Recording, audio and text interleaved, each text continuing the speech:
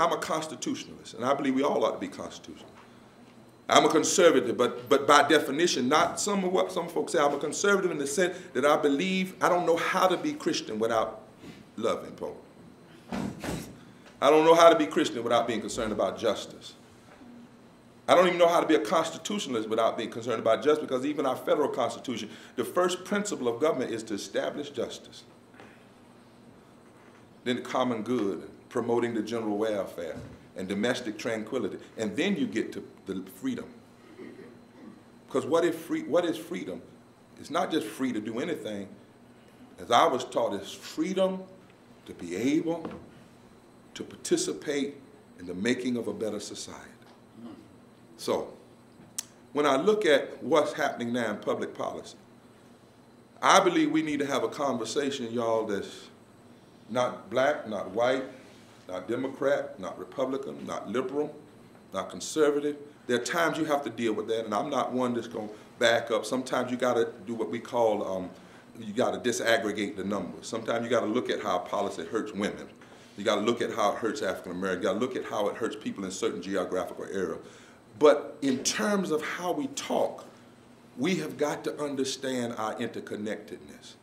And we've got to have a conversation that doesn't trap us into these little puny categories like black and white and liberal and conservative and Democrat and Republican. We're at a place in history we need a conversation about just this, what's right and what's wrong. Amen. Some things are just wrong. Y'all grow up like that?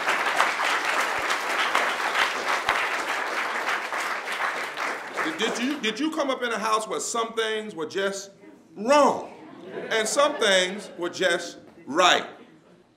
I believe that people ought to work. I had to. I primed tobacco, and chopped cotton, corn, and made money to get my clothes for school, and a number of other things I could talk about. But when North Carolina has the 5th highest unemployment in the country, when the economy in a place like Mitchell County has struggled since the decline of the railroad, just like down east, the railroad went, a whole lot of things went, and you come down to eastern North Carolina and see what I'm talking about.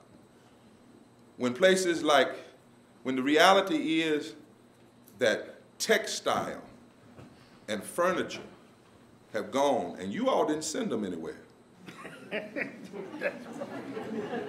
fact, your tax dollars helped build up a lot of those corporations, and then once they got so they could, they took them somewhere else.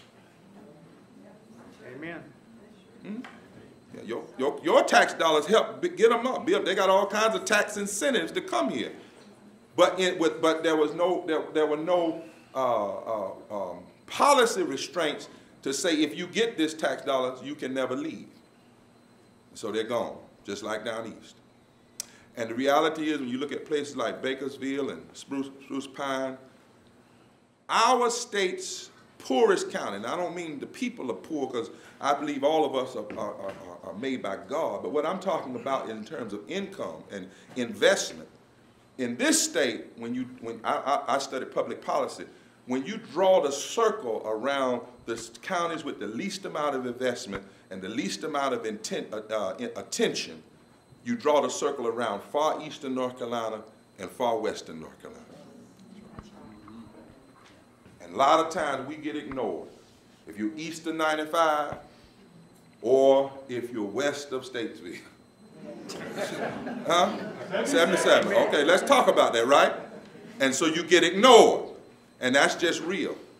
In counties like up here, 13 to 15% unemployment. And the range is 3rd to 6th highest in the state of North Carolina. Child poverty, 25%. 8 of the 18 westernmost counties in North Carolina have double-digit unemployment. It's not a black issue, a white issue, it's a people's issue. Right. And in some places like Graham County, the unemployment is 18.5%. Swain County is 16.5%. And the median income in Mitchell County is about $30,000 per household. So that means that you have people in these communities who want to work. You're not talking about folks that don't want to work, but have gotten caught in the recession, have gotten caught in the non-attention that public policy Democrats and Republicans have often engaged in. And so we have communities in North Carolina where people are experiencing hard times, and the hard times didn't just start yesterday. And yet they keep their heads up. Yes. Yet they keep living. Yet they keep trying to educate their children. They keep trying to make it. And when that is happening, there's something wrong. When people have lost jobs at no fault of their own and have fallen on hard times, it's immoral and it's extreme and it's a violation of our deepest biblical principles and our constitutional values for people in our General Assembly to pass policies that hurt unemployed workers who are just trying to make it and feed their family.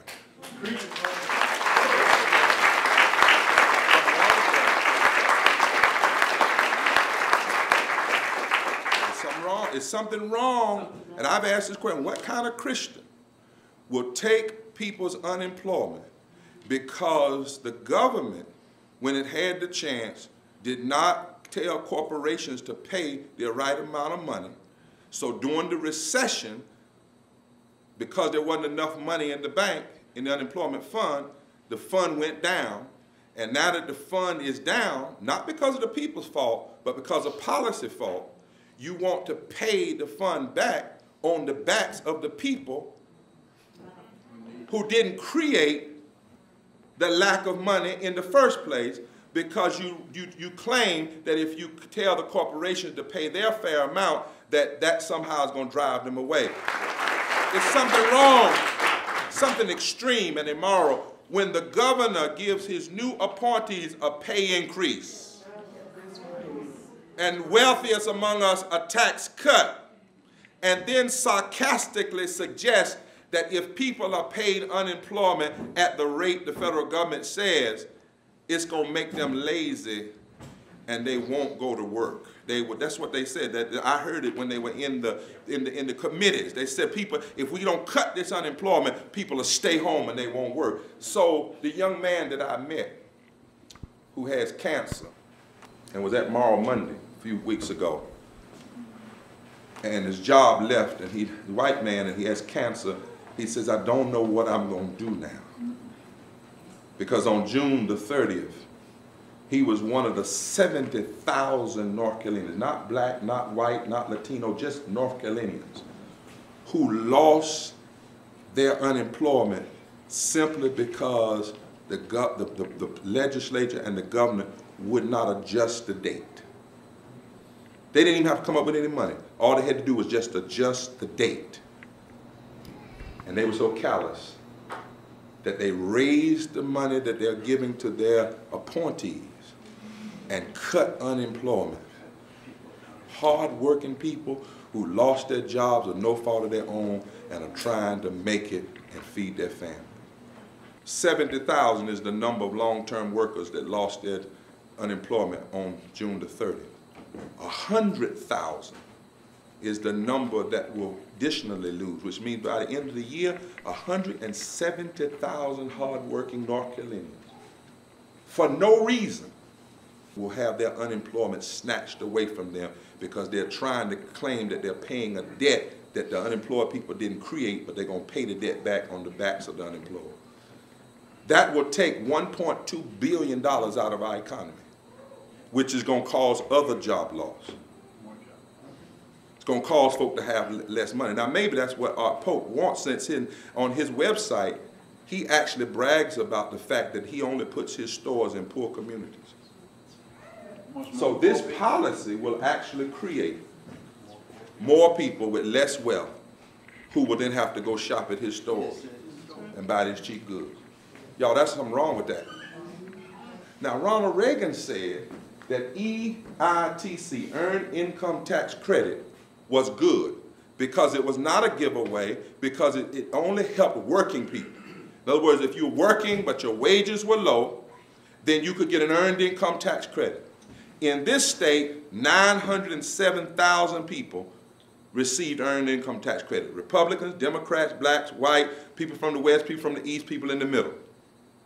This legislature ended earned income tax. We only had it 6 years. They ended it. They ended a program that Ronald Reagan said was good so they could give 23 of the wealthiest families an estate tax cut. 23. That ain't right. Now watch this. 64,000 of those 900,000 that lost their earned income taxes are military families. People who have gone off and fought for our freedom, fought in war, who come back here and the jobs they have are low-income jobs, but they're working. And they receive that earned income tax credit to help them make it. And now 64,000 of our military families have lost their earned income tax credit. 64,000. And then on top of that, when they pass this budget, they're going to increase sales taxes in areas that we've never paid for, like hairdos and haircuts, and so callous that they're cutting out the free tax weekend so you can go buy your children some notebooks for school. That's gone. This is the last weekend. This crowd cut that. And when you raise sales taxes, my friend, you violate. This is the crowd that said they wanted to cut taxes for people, and people bought that line, I'm going to get my taxes cut. But now this budget and what they've done, the economists say 80 to 85% of North Carolinians will see their taxes increased. But $10,000 is the amount of tax cut that millionaires will receive. So 80% of North Carolinians are going to see their taxes go up. Millionaires are going to see their taxes go down. That's extreme. That's immoral. That's bad public policy. It's constitutionally inconsistent. It's morally indefensible. And it's economically insane.